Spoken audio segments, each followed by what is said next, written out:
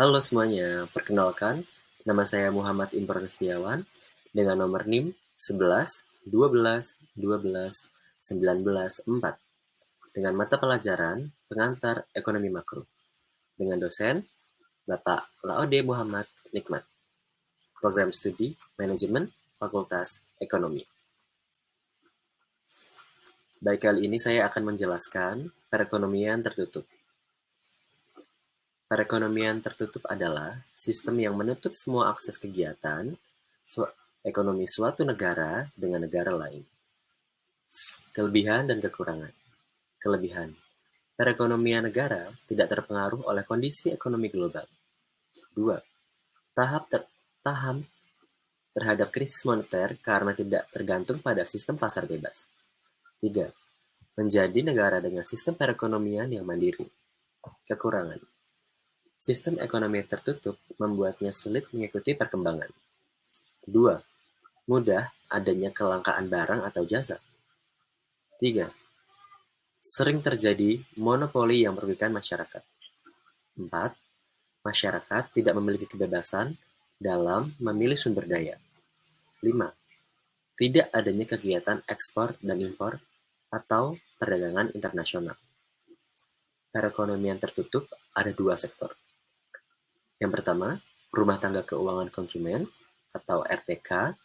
Yang kedua, rumah tangga perusahaan atau RTP. Aliran pendapatan dalam perekonomian dua sektor. 1.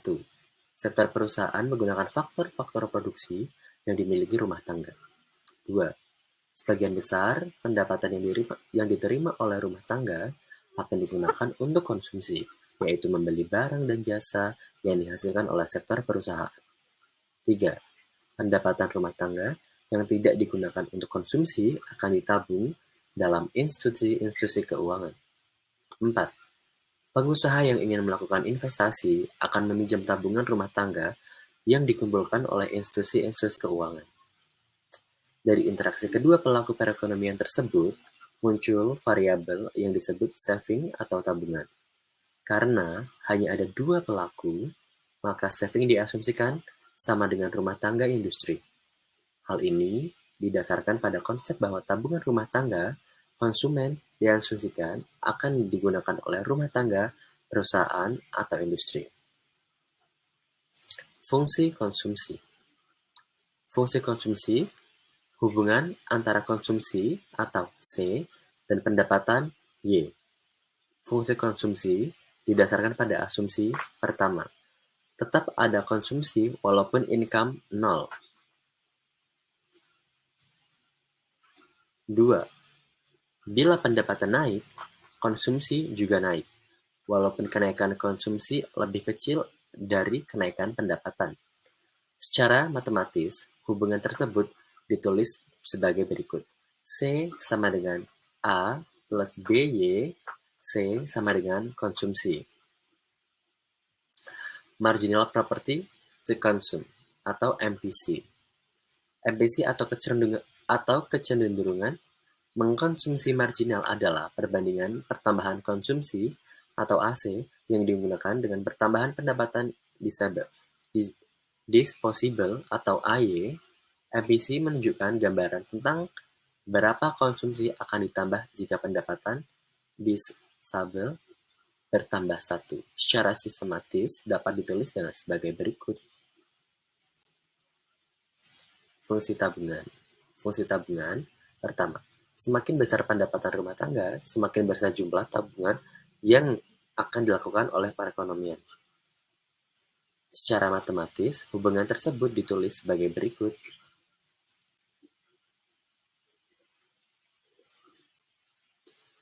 Investasi.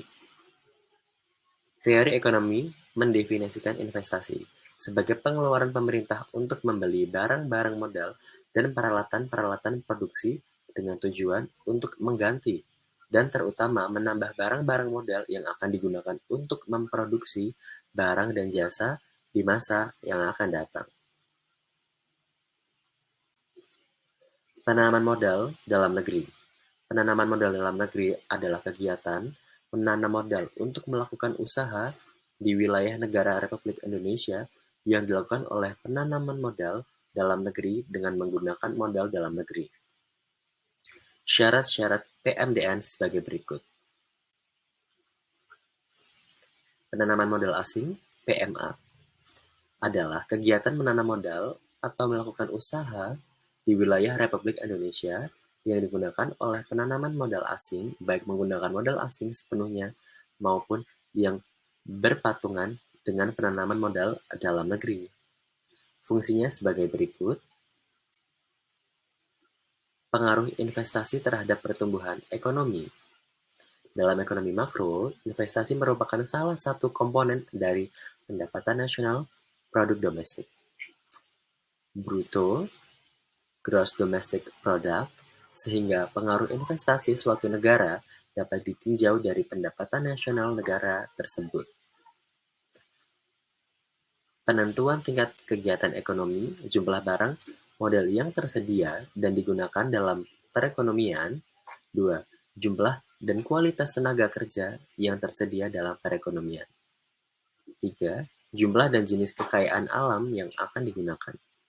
4. Tingkat teknologi yang digunakan. Perubahan dalam keseimbangan dan multiplier. Dari suatu periode ke periode lainnya, keseimbangan pendapatan nasional akan selalu mengalami perubahan. Maka, keseimbangan pendapatan yang baru akan dicapai pendapatan nasional akan bertambah.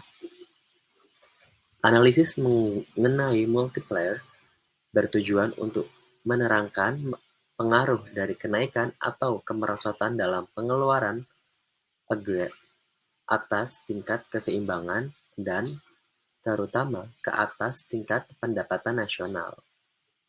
Keseimbangan pendapatan nasional, kenaikan dalam tabungan yang seharusnya mewujudkan pengurangan dalam konsumsi dan pengeluaran atau pembelanjaan akan merendah tingkat pendapatan nasional yang dicapai. Fenomena ini dinamakan paradoks berhemat. Sekian dan terima kasih.